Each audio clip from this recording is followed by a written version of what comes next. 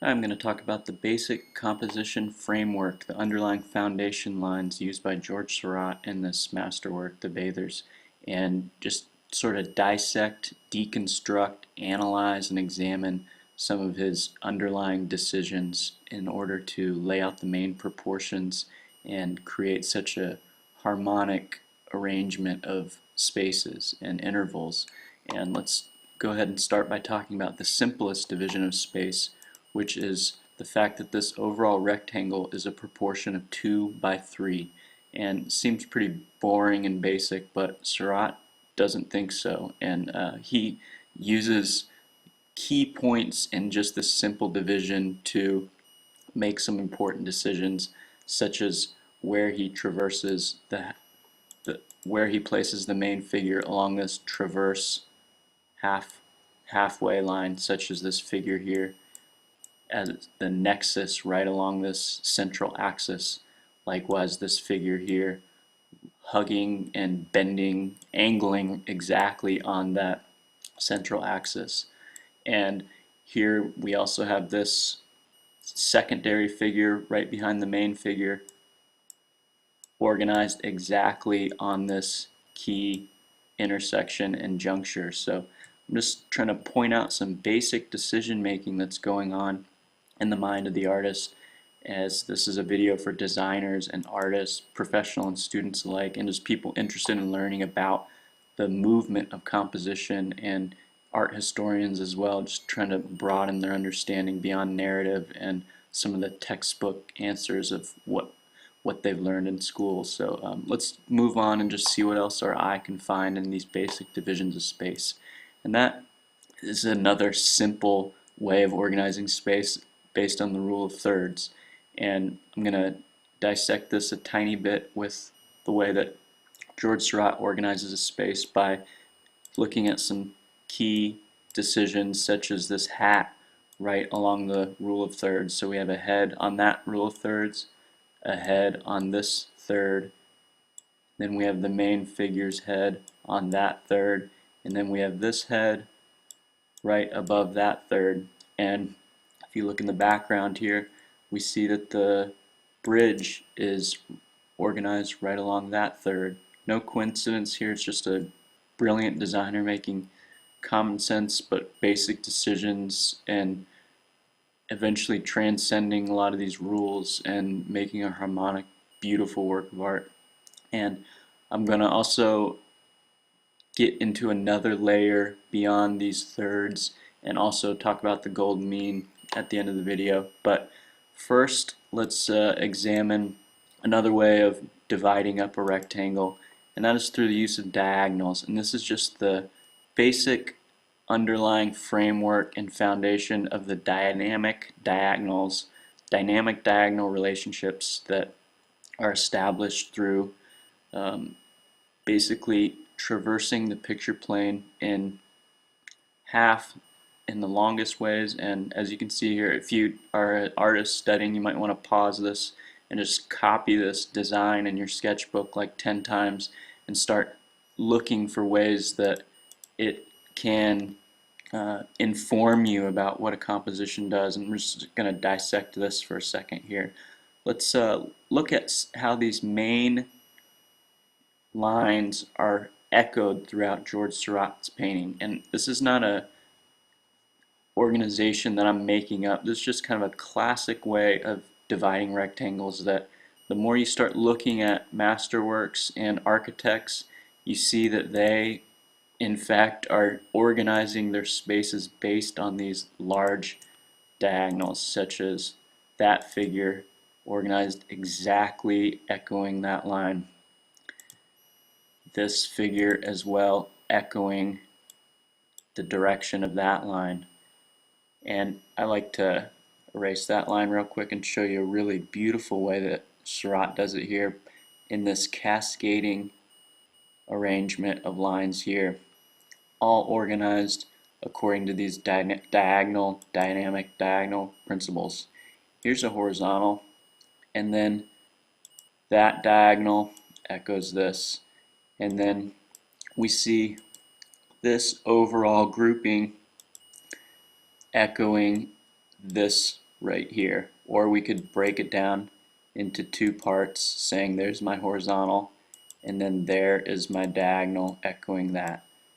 We have this horizontal bringing us back, this diagonal coming down, echoing that diagonal, and the horizontal coming this way, and even this bit of cloth here echoing the transverse diagonal here. So we just have a beautiful cascading of forms for the eye to just descend into this area of grass and then slightly lead us up this way. And there's this cascading of lines and forms all throughout the picture plane. The more you look, the more you find.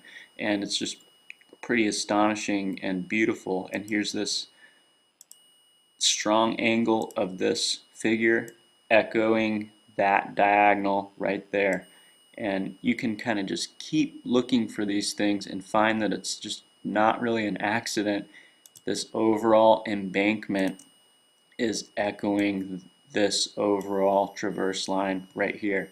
And Seurat is just a master, even to the smallest details, such as that sail organized according to that diagonal. And these diagonals are just large principles to organize all these tiny details into a unified harmonic relationship, a unified whole.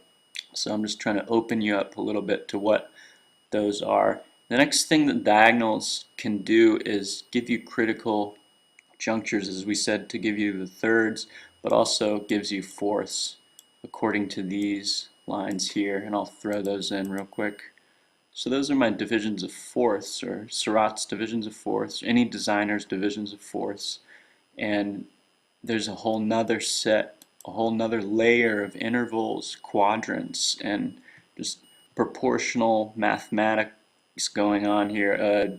A designer just finding new ways of organizing space. So let's just kind of look at that for a second and see if he does anything according to this division, the division of fourths. Well, one thing I see right here is this man's angle directly on that intersection right there, and we can kind of go around the painting and keep finding more things like that, such as let's just look around real quick. This is the central nexus of the whole painting, given to us also by the fourths and diagonals. This whole figure here just kind of organized in this frame, just beautifully framed right in there. And there's just many compositions. This is almost even a composition right in here. It's really beautiful. And so we have another way of looking at the overall picture into smaller component parts. This is a beautiful composition right even in that frame. So Seurat is also making more decisions based on the rule of fourths. This section of tree seems to be guided by this line here, and there's just another layer of organization going on that I find quite beautiful and fascinating in an artist like this. I'm going to go ahead and move on to the golden mean and the golden division of space that Seurat makes use of in this picture plane as well. So here we have the golden points, and these are different than the thirds, which are there. And the golden points are basically the golden ratio applied to every side of this rectangle. So I'm going to sketch out what that is real quick. One second, let me click on the golden divisions. So this division here, from there to here, is 0.618, and then from here to here is 1. So the golden ratio is basically 1 to 1.618, or you can also just get rid of that, so it's just 0.618 to 1. Let me get the eraser out so you're not getting confused by all these Oh, the eraser's too small. Um, so we got 1 to 0.618 is the golden ratio roughly, and here going long ways is the exact same thing going on. Oh, let me click back here, get my paintbrush. Just reiterating here, getting a little bit too intense for some of you possibly who already understand this. So that's 0.618 there, and then this is 1 all the way down to here. And why I'm going into so much depth with this is that Seurat also goes into great detail and depth with these divisions, and I basically have a set of golden calipers in which I try to find these golden divisions, and when I design my own work I also try to use these at times, not as a strict rule, but let's dissect a little bit more of how Seurat does that. And as we can see right here, this figure is organized exactly on the golden ratio. So the space from here to here is the golden ratio from there to there. So that figure is organized on that. And I'm going to get rid of these grid lines for a second. Right before I do that, this embankment at the bottom, we saw that this one was organized on the thirds, and then this one is organized on the golden point division of space. And we saw that this figure, the middle of his head was cut on the rule of thirds, and then we see that the bottom of his head is cut on the golden mean. Pretty ingenious and beautiful way of utilizing a divine proportion, or what a lot of us artists like to call divine proportion. And these actually are also the golden ratio, golden divisions of space that I've sort of dissected and analyzed and found throughout the painting. And I'm going to grab a different color and just run through these again. So just highlight one real quick. This, I gotta click on the spot. This ratio from here to here is 0.618,